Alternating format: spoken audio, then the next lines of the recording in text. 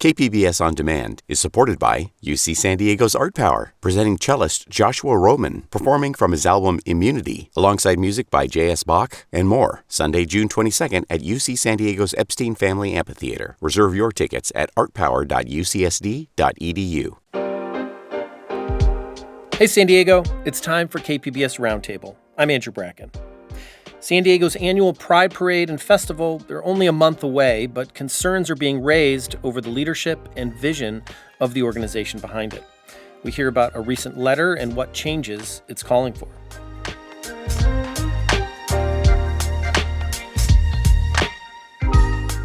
Folks are looking for clear leadership, and they want that leadership to come from San Diego Pride because that's what they've seen historically. Then, the Trump administration has banned transgender soldiers from serving in the military. One sailor reflects on the ban and its impacts. That's ahead on KPBS Roundtable.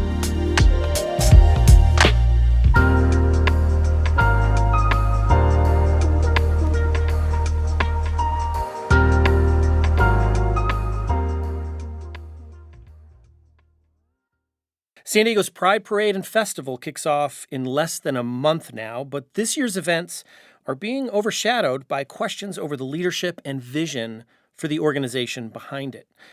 And a controversial performer headlining this year's festival has led some leaders and organizations to boycott this year's festival. Mara Fox is the communities reporter for the San Diego Union-Tribune, and she's been reporting on this story. So, Mara, you reported on a letter that was made public this week that details concerns over the direction of San Diego Pride. Tell us about the letter and some of the concerns it raised. Yeah, so this letter was written earlier this month by about 24 community members in San Diego, and really it was sent to the board of directors at San Diego Pride. And really the heart of the concern is what they say is a lack of transparency at the organization, and what they see as a diminished sense of community engagement and activism and advocacy at the organization, which is especially concerning given the Trump administration's more targeted policies and attacks on the LGBTQ community. They also point to some concerns over just staffing and to concerns that there might not be enough staff to support some of the community-based programs at Pride. And some of the things they specifically point to is, they had an executive director who resigned last month after being at the organization for less than a year. She was there for maybe around 8 months.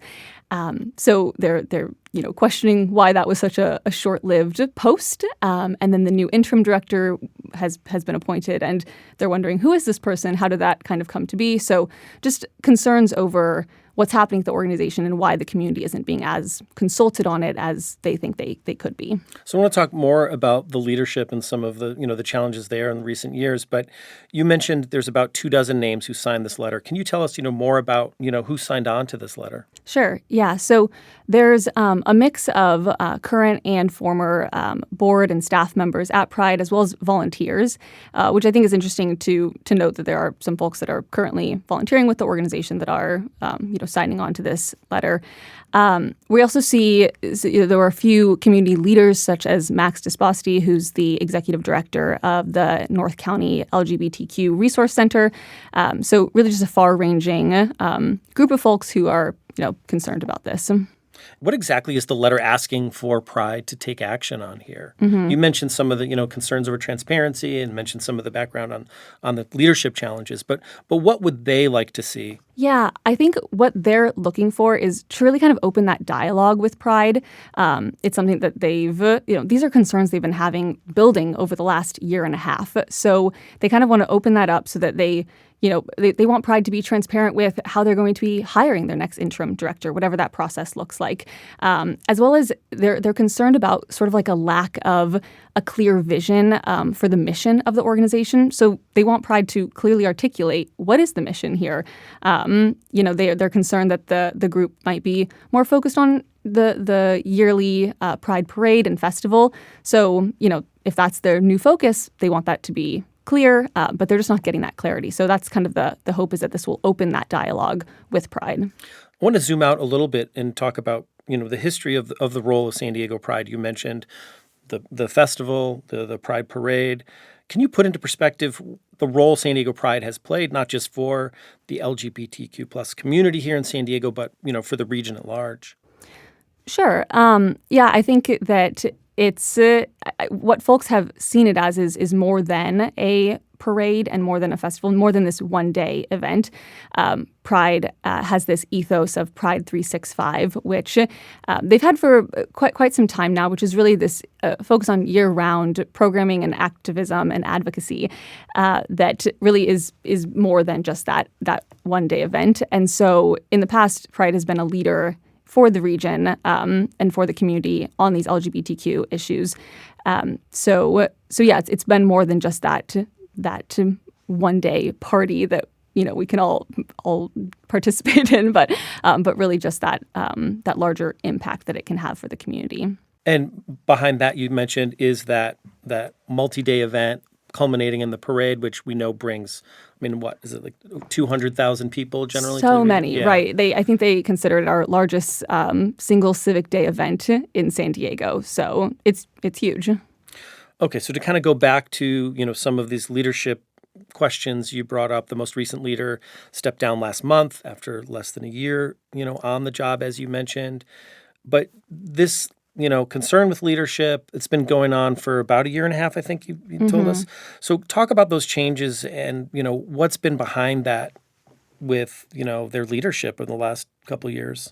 Yeah. So since around late 2023, there have been these concerns. So at the time, Fernando Lopez was the executive director, and they departed from the organization in December or in late 2023. And they were there for quite a few number of years. Yeah, right? yeah. They were part of the organization for more than 10 years, I think around 13 years with the organization, and then about 6 years as the executive director. So a long time. But after that, things just shifted. So in the last 2 years, Pride has had five executive directors, whether interim or official, which is a lot. That's a lot of turnover. And then for this latest person to have only been in the job for 8 months, it's a really quick turnaround.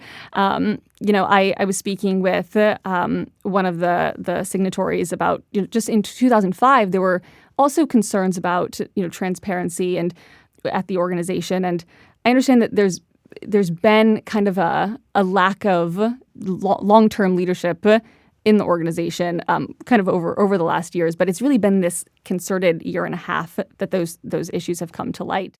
So, the new interim executive director is Kristen Flickinger. What can you tell us about her and her potential vision for the organization? For as long as she's in this role. She is interim right now, right? Sure. Yeah, that's a good question, and it's one that I'm also asking right now. So I don't have a lot of clear information to point to. I understand just from the sources that I've been speaking with, I have not confirmed this with San Diego Pride, but that she will be with the organization only temporarily and short term, maybe until after Pride, the Pride Parade and Festival. We know that she is a leader at a consulting firm and has led LGBTQ organizations in her career. But there's not much more that I currently know myself anyway about what her goal is for the organization. And I think, certainly that's something that I'm looking into and working on. But I think for the folks that are concerned as well, they also are wondering what her role will play in that long-term goal. So still questions remain there. A lot of questions. So one of them you mentioned was this sort of decline in staff. Can you talk about, how extensive that, how that drop-off looks and the impact it's had on the organization? Sure. So again, this is something that I'm working with Pride to confirm and in terms of the actual number of the staffing and the board members. One thing that I should note here is that Pride has, and this is one of the concerns that the folks have had, is that Pride actually took the directory of its board members and staff members off its website, which it says is due to concerns over the more targeted attacks against the LGBTQ community and its work. So there is that, but folks that are wondering about the staffing and who's at the organization, this just raises more questions of where are these people? Now we can't exactly even point to who or where they are. But folks in this letter, the signatories said that staff over the last 2 years has gone from more than 30 to less than 10, fewer than 10 folks on staff. Again, this is something that I'm still working on confirming, but this is what they noted in the letter itself. And they also pointed in the letter to the departure of some of these community-based programs that were a part of Pride. One of them is SheFest, which Pride actually canceled its flagship event last summer. And just in April, SheFest actually announced that it was departing from Pride and was going to branch out on its own. So SheFest was kind of under the Pride umbrella, and now they're kind of in their own. Yes. Okay. Yes, and so there's a lot there to that departure that is kind of separate. But in this letter, the folks say that that these departure of some of these organizations, how even just questioning how can some of these partnerships and these programs be supported if the staff is shrinking. So bringing it back to this letter, how has San Diego Pride responded to it and the concerns it's raised? So we sent about 5 or 6 questions to San Diego Pride, really getting at like some of the specifics of the letter. And Pride did not respond to any of our specific questions about community-based programs, the leadership changes, any of these specific concerns. But it did give us a statement saying that it is working towards the maintaining that mission statement, that mission of the organization. And they inclinated that right now their focus is on Pride Week, getting those events next month kind of out the door, handled well. And then they're looking forward to engaging with the community as they look forward to the future and its year-round programming. But even in that response, that look towards the future and that year-round programming, as I mentioned with Pride 365, folks are wondering what that future actually looks like, what that programming looks like. If is that even a viable path forward? I guess with where we are now. I mean, as you mentioned, next month is the festival, and this letter comes, just as recently as many local Jewish groups, leaders, even some sponsoring organizations have announced they won't be taking part in Pride this year due to the singer Kehlani headlining the festival and that singer's stance on Israel being the reason for it. So, who said they won't participate at this point? Well, I think the big one to note is Mayor Todd Gloria said that he will not be participating in the Pride Festival, which is the concert that Kehlani is headlining. And he announced that about a few weeks ago. And that was on the same day that 8 Jewish organizations here in San Diego said that they would not be participating in Pride at all. And we've also seen UC San Diego Health pull out from their sponsorship and their participation in the festival. And I think that's important to note that not only will they not be at the festival in any capacity, they say, but also they're pulling financial support. So when money gets involved, I think it becomes, even more interesting. And we've also seen, Nicole Murray Ramirez, who's a longtime LGBTQ activist here in San Diego. He's also said that he will not be participating in Pride in any way. So that's a big deal. These are folks that have typically been there at Pride and been supportive in one way, shape, or form. And all of this does come after May 22nd, about 24 Jewish organizations in San Diego asked Pride in a formal letter to remove Kehlani from the festival that they're headlining. And that's why these 8 Jewish organizations then ultimately pulled out, because they said they didn't get any kind of response from Pride that they were seeking, and due to these safety concerns over Kehlani's performance, that they would no longer be participating. You mentioned San Diego Mayor Todd Gloria. He announced he won't be attending the festival, but he still will march in the parade. What's been the reaction to his decision, given that others, have chosen to skip the event entirely? Mm-hmm. It's been mixed. I mean, I think even if you just look on the Instagram comments of our story, people have, just the readers, just folks in the community have like different, views on this. Some folks are like, yay, now I can go to the festival and Todd Gloria's not there, where other people are really disappointed in his decision. And so those are just community members. But in the Jewish community, Rabbi Devorah Marcus, she leads the Temple Emmanuel here in San Diego, and she and the other Jewish organizations and leaders that did pull out of the Pride fully, she really supported his decision to not participate in the festival, but kind of wanted him to go that one step further, hoping that ultimately he's not going to walk in the parade. And I think that does bring up an interesting question of the significance of what does it mean to just not be at the festival. We don't know to what extent does the mayor go to the festival and listen to the music and enjoy it, or is he just kind of popping in and leaving to kind of just making that appearance? So yeah, there's been kind of mixed response to that, with the Jewish community really supporting that decision, and then others, maybe less in favor. And the mayor also did note that, Kalani's contract with SD Pride had been amended to prevent them from, quote, engaging in political speech. Has that abated some of the public concerns about the performing? What's been the reaction to that particular? And do we know what that would actually look like? So when I spoke with some of the Jewish organizations specifically about or some of the people that are part of the organizations that signed on to this letter, they were saying that this would be good if that if the contract was amended, but they didn't really see it as like moving the needle in any kind of way, because once Kalani gets on stage, their rationale is that Kalani can say whatever they want, and what's a contract going to do there. But I think that's a really interesting part of this. I should note that San Diego Pride did not say one way or the other if they did amend the contract with Kalani in the way that the mayor suggested they did. And the mayor mentioned this in this detail about the contract being revised in a letter to the Finest Community Coalition, which is a coalition of Jewish organizations here in San Diego. So they did not.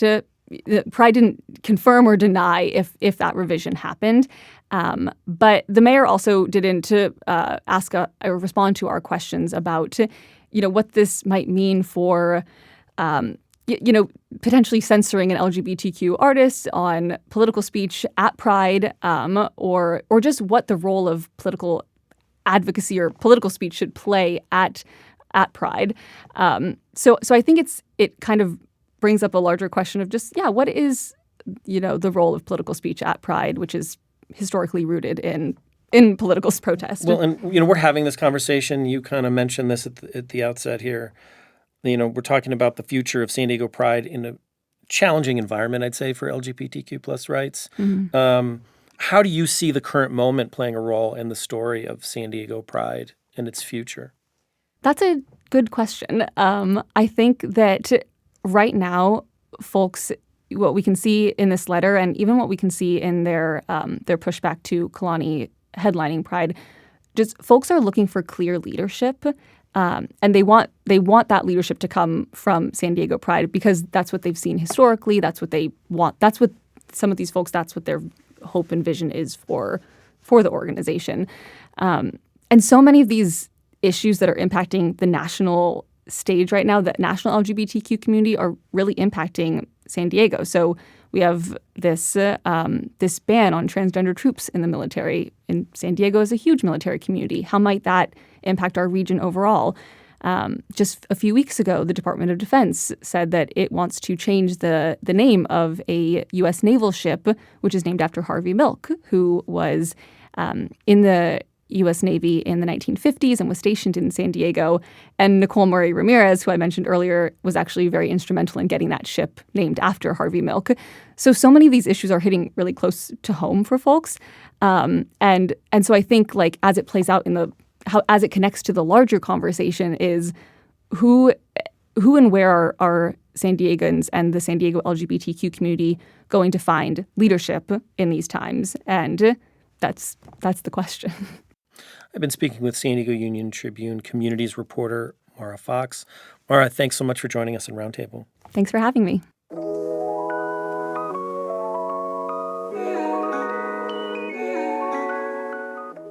Coming up on Roundtable, transgender service members are being forced from the military in the wake of Trump's transgender ban.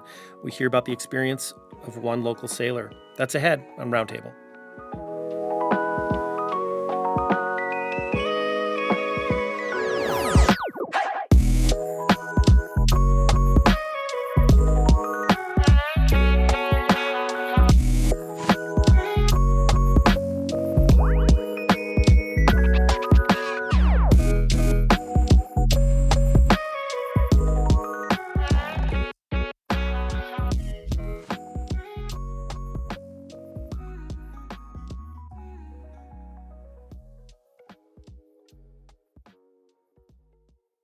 KPBS On Demand is supported by Splatero, helping homeowners pay off debt by offering streamlined access to your home's equity with no additional monthly payments or new debt. Splatero provides a lump sum of payment in exchange for a share of your home's future value. Pre-qualification is available at splatero.com.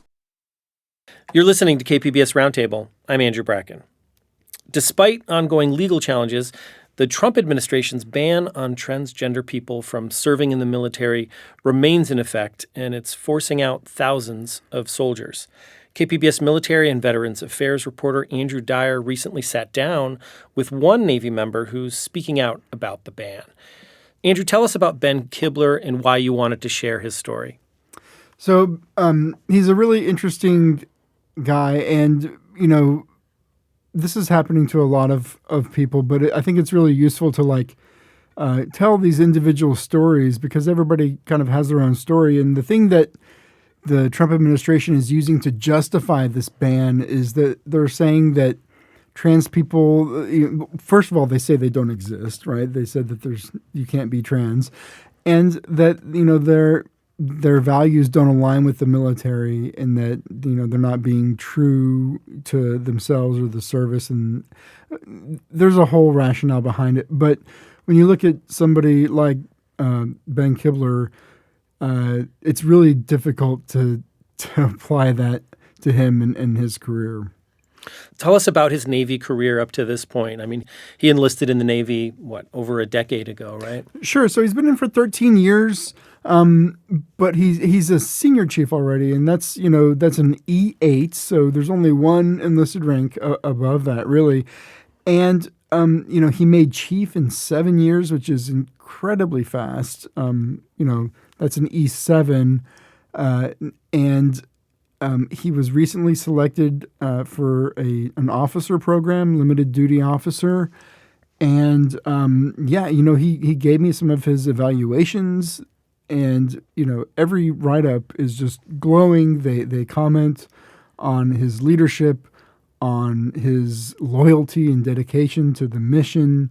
One of them, he was even ranked number one out of 60 other people in his rank. So just a real high performer, kind of the kind of person you would think the Navy would want to hold on to.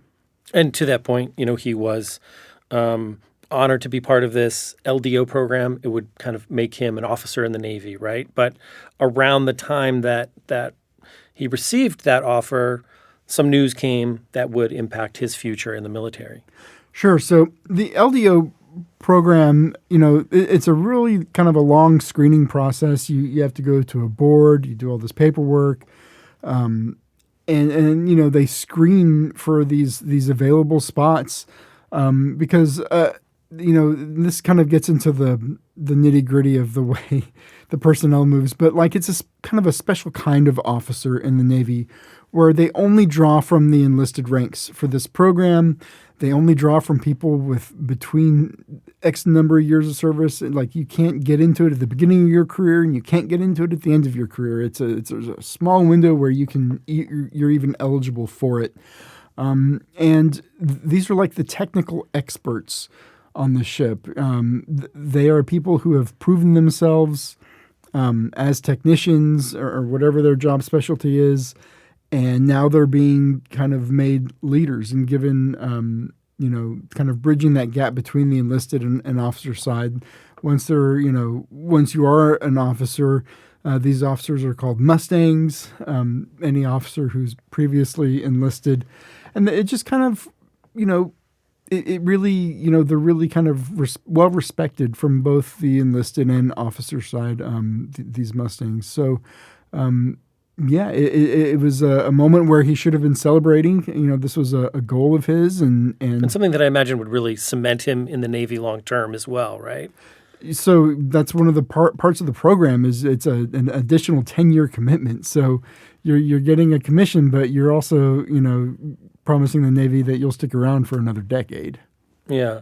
So then, tell us what happened. His career took a turn, in the last few months. Tell us about that. Yeah, a few days after he found out he was selected for LDO, is when the first kind of story dropped about the Pentagon reinstituting a ban on trans people. So it's kind of a whiplash situation where you think you've achieved a big career milestone and that your future, is crystallizing. You see where you're going to go, and then all of a sudden, through no fault of your own, you're being told that you're probably going to be forced out, actually. And so what were his options at that point, and what was he thinking he was going to do?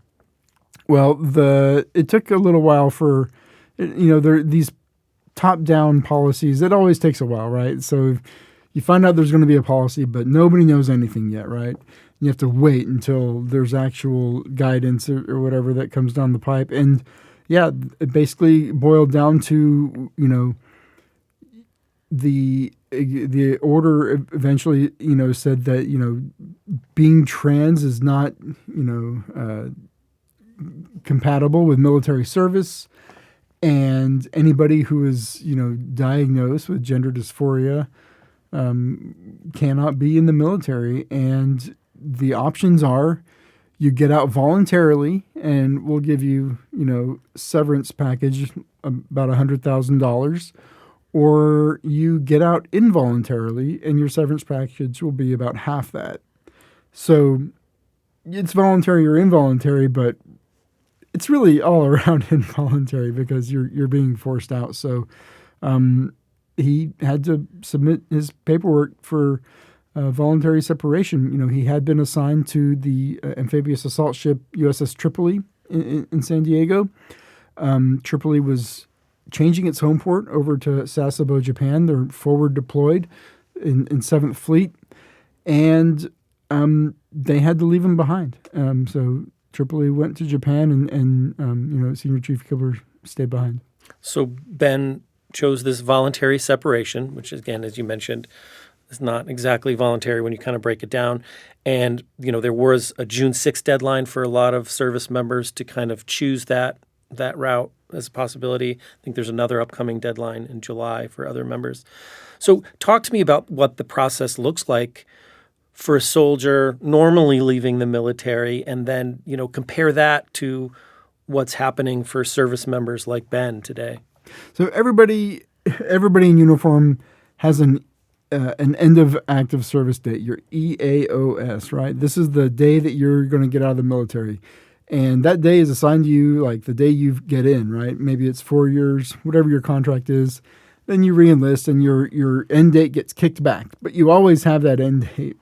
And with this kind of new directive to force trans people out, there's a date at the end of this year that everybody has to be out by. But everybody has to kind of individually submit their paperwork, and once it's approved, then they'll be given a new end date, right? And this is the thing that kind of unlocks a lot of the separation process. Whenever you're getting out, you have to go to certain classes, your transition classes. You have to do a bunch of medical appointments and dental appointments, and there's a whole lot of administrative stuff you have to kind of take care of when you're leaving the military. And none of that can start until you have that EAOS, that end date. So until you're given that, you're kind of just stuck. And you're that's in limbo. Right. And that's where a lot of these folks are finding themselves right now, is just kind of in this administrative limbo, waiting on the kind of Pentagon paperwork process to catch up with where they're at. And in the meantime, they can't really look for jobs. They can't, prepare their families to move, and they have to move. Their spouses may have to find new jobs, but nothing can happen until you know when you're actually leaving, and you don't know yet. So you spoke with Ben, during this difficult kind of time where he's navigating this. I want to talk about, his experience transitioning, which happened in the middle of his Navy service. Here's a little of what he told you about that. It got to a point that I felt like I wasn't living authentically with who I am, and because of that, I wasn't living in alignment with my values, and I didn't feel like I was living in alignment with the Navy's values either. So, as you mentioned, the Trump administration, I think, started most recently with the executive order in January where he referred to it as radical gender ideology and, kind of called out that gender dysphoria, as you spoke about, is getting in the way of military service. So, talk to me about what Ben's experience was like transitioning while in the Navy and how he was treated during that time. So Ben, I believe he kind of came out as trans fairly recently in 2020.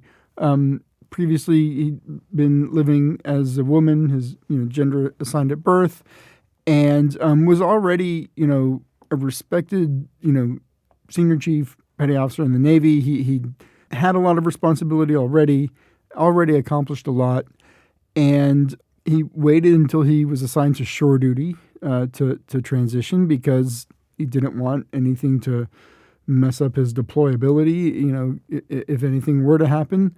And yeah, he transitioned. He said it was kind of no big deal. It didn't go through any, this was all done through Navy medical. So it was all on the up and up, this wasn't like anything, nefarious. This was, the Navy doctors helping with this transition.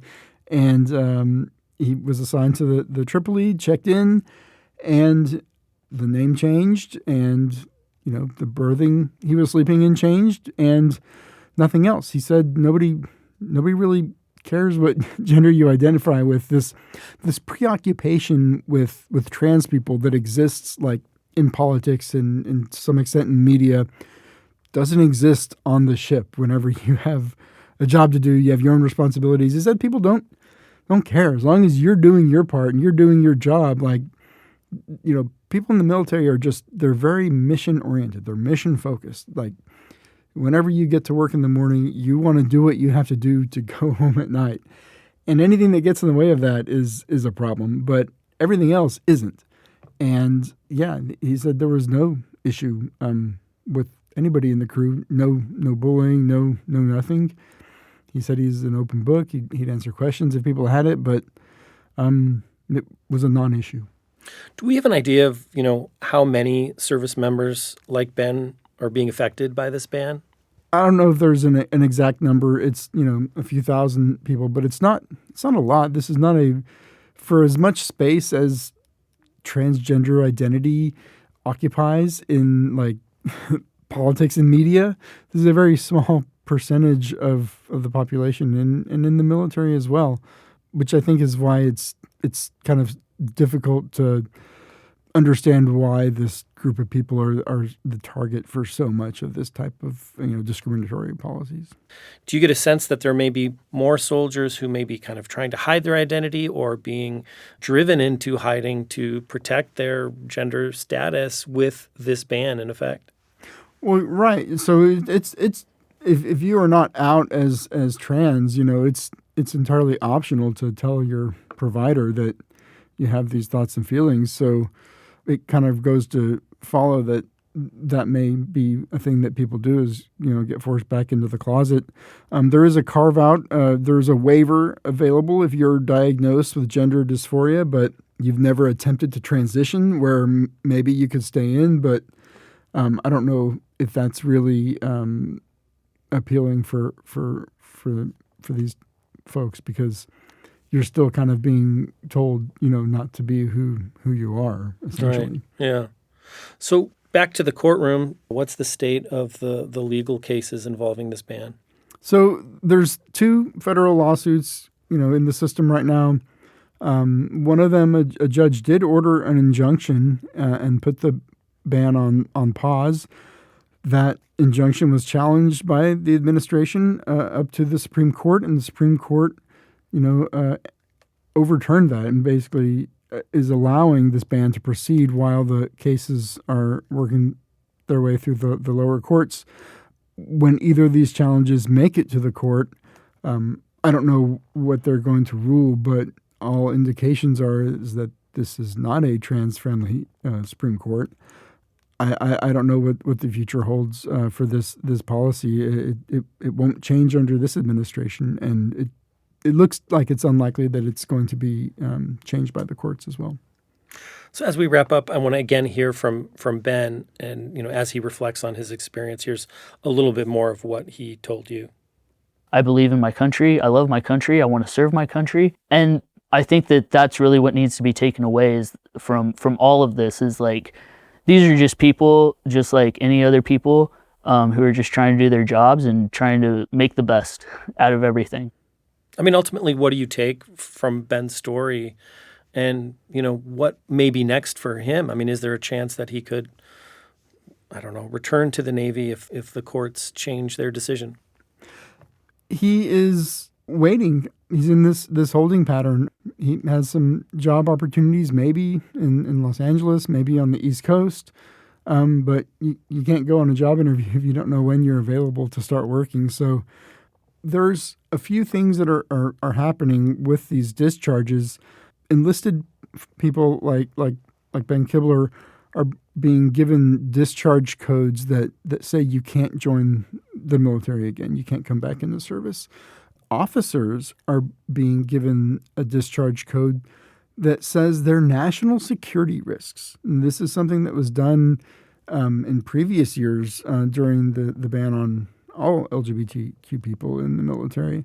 Something that, was the subject of a lawsuit and a change in Pentagon policy to undo some of these bad paper discharges. But here we are in 2025, and it looks like another round of, these are honorable discharges. They are being discharged with honorable discharges, but the code that they're being assigned tells whatever their next employer, if they try to get a government job, it tells them something, right? Mm-hmm. And even if you do get an honorable discharge, these bad paper codes can follow you and affect your next job, especially for an officer. If you're deemed a national security risk, well, I don't know how you get a job if you want to get a job with like a military contractor or go into... Right. Which is probably pretty common for a lot of folks like Ben, right? Right. Well, yeah, right. Ben is his job. He works in combat systems on a ship. He has a security clearance. These security clearances are incredibly valuable when you leave the military because now the next company you want to go work for, they don't have to pay all that money to have your background check done. Right. You come with that clearance already. So being deemed a security risk is certainly something that can have effects down the road for some of these folks. So what do you ultimately take away from hearing Ben's story, and what resonates with you when you hear about his experience in the military and what's happening with him? It's sad. It saddens me personally, just that somebody who loves the Navy and identify, this is all about identity, right? But people in the military, people in the Navy, they identify as a sailor. And whenever you are no longer in the military, that piece of your identity is kind of taken away. And if it's taken away in a manner that you feel is unjust or unfair, it's pretty distressing, and it can really kind of affect you going forward. This is something that a lot of veterans have encountered. Regardless of their identity, right? When you leave the military, it can be a difficult transition, and part of that is you're losing that part of your identity. So, it's just really, I think it's unnecessary. These mm-hmm. are especially in the case of Ben Kibler, who his track record, his military record is, not just. It's not just flawless, he's excelled, and he's a top performer in the service and somebody that you would think that they'd want to hang on to. Yeah, it does beg the question, what the military is losing with this ban as well, right? Well, up until very recently, they wanted to make him an officer. They wanted to give him more responsibility. They wanted to hang on to him for longer, right? But between that Monday and that Wednesday when the policy came out, something changed.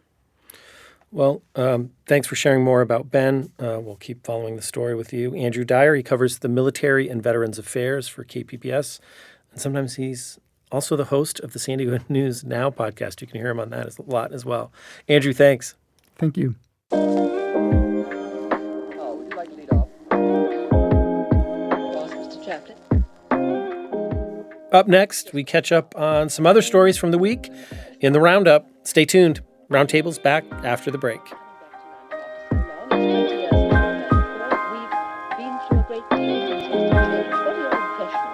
I'd like to just express my gratitude.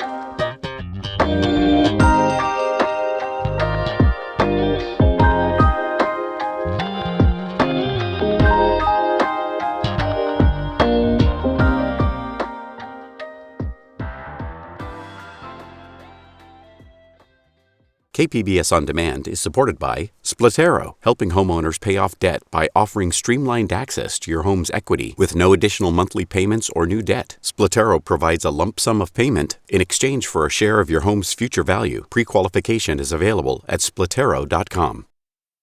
Welcome back to KPBS Roundtable. I'm Andrew Bracken.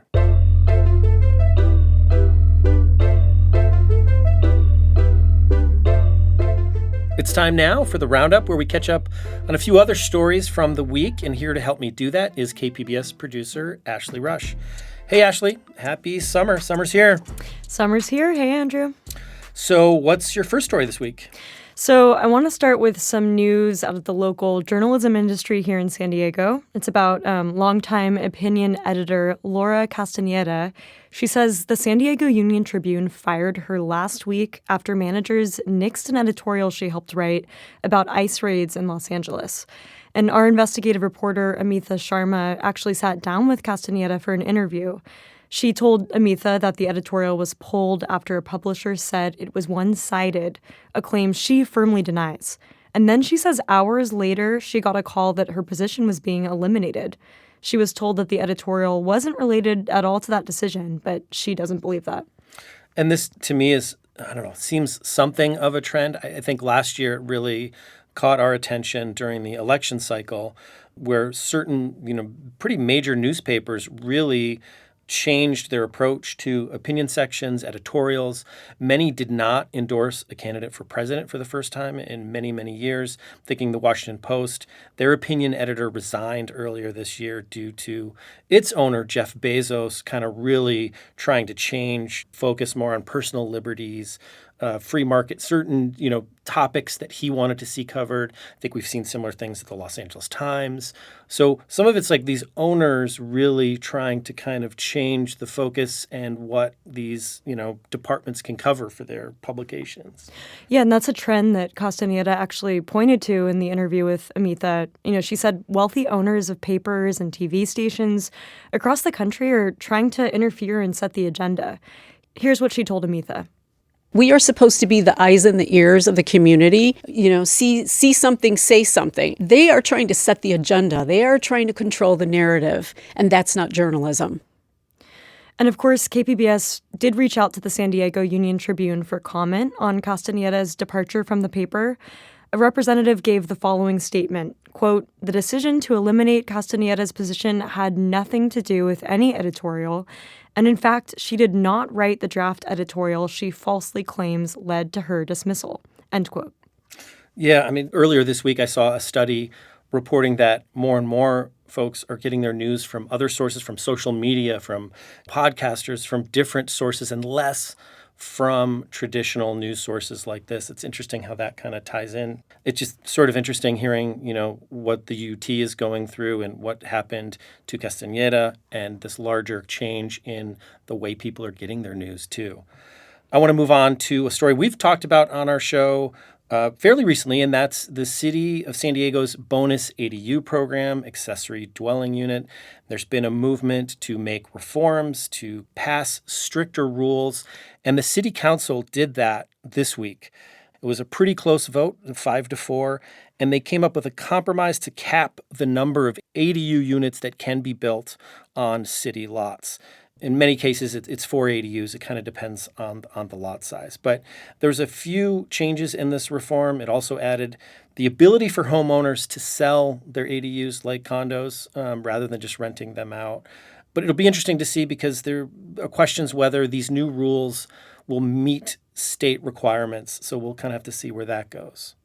One other story, the San Diego Unified School District, they voted this week unanimously, and they named Fabiola Pagula as the district's next superintendent. She had been in the interim role for about 9 months, where she had replaced Lamont Jackson, who was forced out last year after investigations into sexual misconduct. And so she's, been in that role for almost a year, and it's a time, where the district's been struggling with ongoing budget deficits, some other challenges. But this week she's got the nod, so she'll be staying in that role. Okay, that'll do it for this week's Roundup. I've been speaking with KPBS producer Ashley Rush. Ashley, thanks. Thanks, Andrew.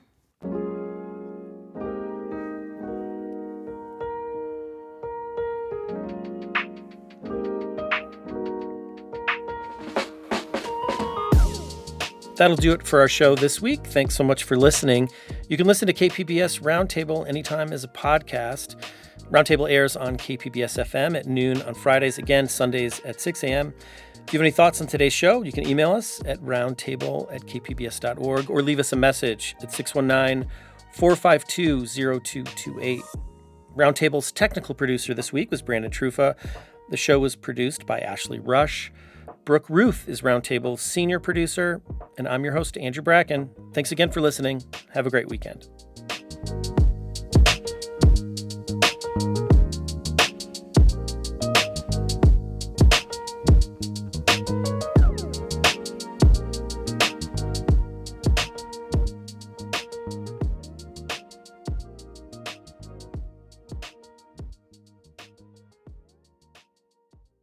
KPBS On Demand is supported by Splatero, helping homeowners pay off debt by offering streamlined access to your home's equity with no additional monthly payments or new debt. Splatero provides a lump sum payment in exchange for a share of your home's future value. Pre-qualification is available at splatero.com.